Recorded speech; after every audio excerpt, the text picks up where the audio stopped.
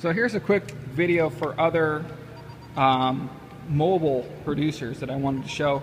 Here's one of the bunkers that I use. It's PVC with reflective tarp strung through there with zip ties. It's a very effective little bunker. We use it as our home station base because my trailer isn't currently big enough to carry multiples, but it's a nice, easy to design, inexpensive bunker that you can create. We also have these camo pop-up tents. I own a variety of these. These ones in particular are really nice because they don't require any tent poles. They just fold up and fold out and they're good to go. The ones that require the 2 tent poles in the top, it just adds another minute or 2 to your setup.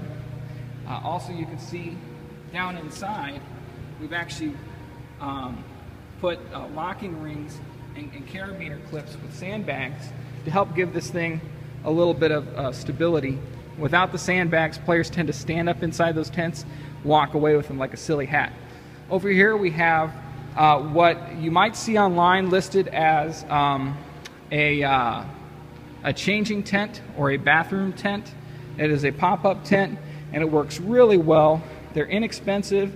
If you shop around, you can get them for 25, 30 bucks, maybe 50 bucks a piece. But the utility of how quickly they can be stood up, you know, if you're outdoors, a couple of tent stakes. Indoors, it stands on its own. It doesn't need any other weights. So we also have a couple of flag stations here. These are BattleMax. They're no longer produced, but you can find them occasionally on the internet. The nice thing about the BattleMax is that it's got a weighted base. It's very lightweight. It carries a flag well. What I found is we have to usually tape the flagpole to the base for safety purposes to prevent somebody from running away. We've got a couple other small pop-up tents, very inexpensive, 10, 15 bucks a piece, but with some camo netting and zip tying the zippers together, it becomes a station that kids aren't going to try to climb into unless you want them to. Of course, we got a lot of the JT nuke barrels and other pop-up barrels you'll see around here. The JT barrels are inexpensive. You can get them for 25, 30 bucks a piece. They're pretty durable for indoors. Outdoors, they really take a beating when it comes to heat. They blow away really easy. So unless you fill the base of these with water or sand, they're gonna blow away on it when you get outside.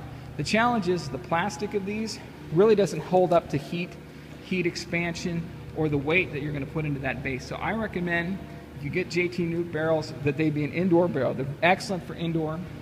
I've also got some of these BattleMax Doritos. These Doritos, they're small. To be honest, people don't even use them that much in the game, but they inflate and deflate like a dream. So they're smaller than they look on the video. Really, they are. They're quite small, but they're a great bunker to add to the list. I also managed to get me some of these Strange, S-T-R-A-N-J, paintball pop-ups. You'll see another one over here at the end of my snake. They're really excellent bunkers for indoors and out if you can find them, but they're no longer made, so it's a really hard find to get hold of them. I also have some of these, they're dog training tunnels, I guess you could say, with a little slight weight on the inside. They make a nice snake. Of course, I always have to encourage my players not to jump over or climb inside the snake. It's kind of an ongoing challenge I have with these snakes.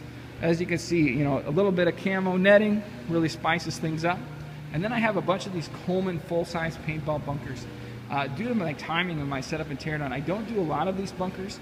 The benefit of them, though, is they make a really good barrier. They can't be shot through, and they really divide the space up well when you're going to want to split up teams.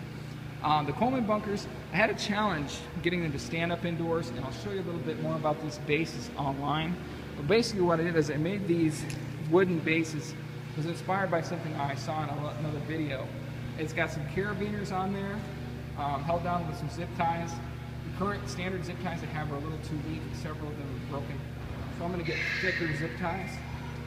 And so what you'll see is what's really nice is I can flip these large bunkers over on their side and zip tie them down to this board, and they make them very stable. People can't kick them. They don't go anywhere. They don't roll all over the place. These work indoors and out, and it's really a great addition to these bunkers because, as you know, on their side, unless these things are, you know, locked down, they're going to go someplace. Same for the stand-up bunkers. I have to deflate these just a little bit, and they're a little wobbly when you get up close. But you know, 3 carabiners on either side. I also have, you see here, built-in carry handle for those boards.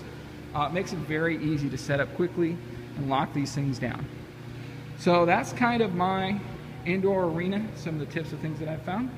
And look us up on laser-wars.com.